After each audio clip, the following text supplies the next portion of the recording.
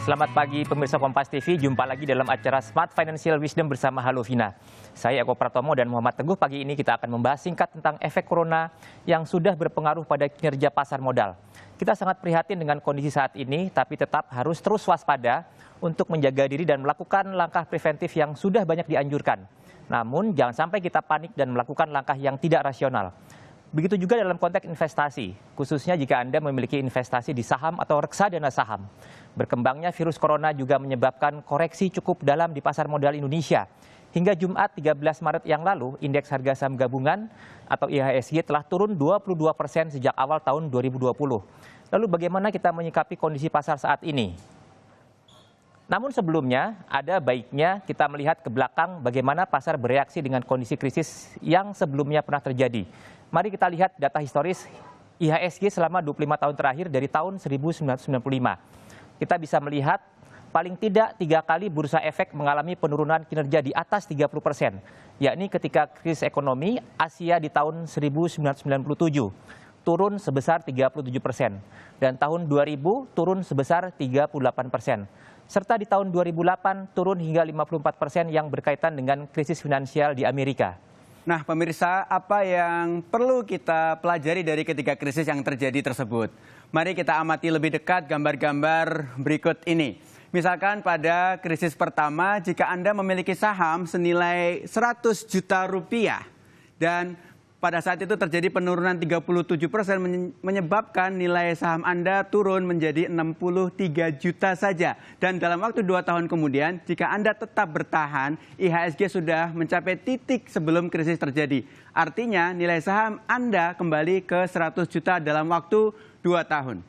Contoh pada gambar kedua, gambar berikutnya menunjukkan pada krisis kedua di tahun 2000 dengan penurunan 38% menyebabkan investasi Anda yang awalnya bernilai 100 juta turun menjadi 62 juta. Tapi kemudian pada krisis ini perlu waktu 3 tahun saja untuk kembali IHSG pada titik awal sebelum krisis yang membawa nilai investasi Anda kembali menjadi 100 juta. Lalu gambar ketiga menunjukkan krisis ketiga dengan penurunan 54%. Namun pemulihan pasar terjadi lebih cepat, di mana dalam 2 tahun IHSG mengalami kenaikan dahsyat, yaitu 143% hanya dalam waktu 2 tahun. Masing-masing 87% di tahun pertama dan 46% di tahun kedua. Hanya dalam waktu 2 tahun berturut-turut nilai investasi Anda yang tadinya 100 juta menjadi 143 juta. Lalu di gambar berikutnya yang keempat, kita bisa lihat kita hadapi saat ini dengan penurunan IHSG sebesar 22% dalam 1 bulan terakhir. Nah, apakah corona juga akan mengakibatkan krisis dengan model penurunan dan jangka waktu pemulihan yang sama dengan sebelumnya? Kita semua belum ada yang tahu. Namun walau belum pasti akan berulang, kita bisa mengambil pelajarannya. Pemirsa Kompas TV, lalu opsi apa yang kita miliki menghadapi situasi seperti ini? Mari kita bahas opsi ketiga. 3 opsi. Yang pertama, tahan, beli jika ada dana, dan jual untuk cut loss. Pertama, opsi untuk bertahan. Melihat kondisi krisis sebelumnya, pasar umumnya mengalami pemulihan dalam rentang waktu 2 hingga 3 tahun. Jika kita percaya dan tidak membutuhkan dana tersebut dalam waktu di atas, opsi ini bisa diambil. Lalu apa risikonya dengan bertahan? Risikonya masih ada kemungkinan pasar akan terkoreksi lebih dalam sehingga nilai investasi masih akan terus tergerus turun.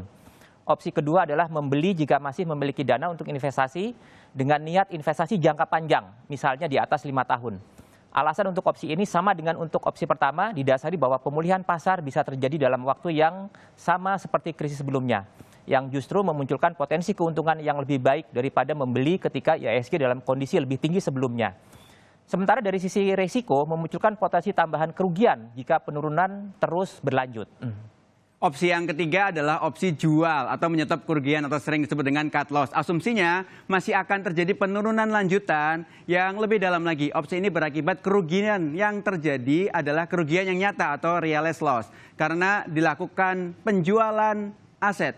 Yang harus menjadi pertimbangan dari keputusan menjual adalah kemana hasil penjualan investasi ini akan ditempatkan. Mari kita lihat gambar yang keempat. Jika dana investasi Anda sudah menurun 22%, maka jika dilakukan cut loss dan beralih ke instrumen investasi yang lebih aman, misalkan deposito, ori atau sukuk, dengan imbal hasil yang 4 sampai dengan 5,5% net per tahun, maka akan butuh waktu 5 hingga 7 tahun untuk kembali mencapai nilai investasi awal Anda sebelum terjadi penurunan ini. Selain untuk melakukan cut loss, opsi menjual kadang dimaksudkan untuk membeli kembali dengan harga yang lebih murah ketika terjadi penurunan lanjutan dan berharap pemulihan aset akan dari kerugian tadi yang sudah terjadi akan bisa lebih cepat dibandingkan pada dua opsi sebelumnya. Apakah risiko dari opsi ini ada, yakni ketika pasar ternyata tidak mengalami penurunan seperti diharapkan dan tidak bisa kembali membeli dengan harga yang lebih murah, maka itu akan terjadi kerugian lebih dalam lagi. Pemirsa Kompas TV, kita memang sedang diuji dengan adanya kasus virus corona, termasuk dalam mengelola investasi kita. Namun sekali lagi kita tetap harus waspada dan jangan panik. Semoga pembahasan topik kita pagi ini membantu Anda melakukan keputusan rasional dengan pertimbangan dan aspek potensi dan risiko yang muncul pada saat bersamaan. Sadari setiap keputusan yang Anda ambil dapat mengandung risiko, sesuaikan keputusan Anda dengan tujuan investasi, jangka waktu, serta risiko yang mungkin masih Anda dapat bertoleransi. Semoga bermanfaat. Smart Financial Wisdom, Smart way to happiness.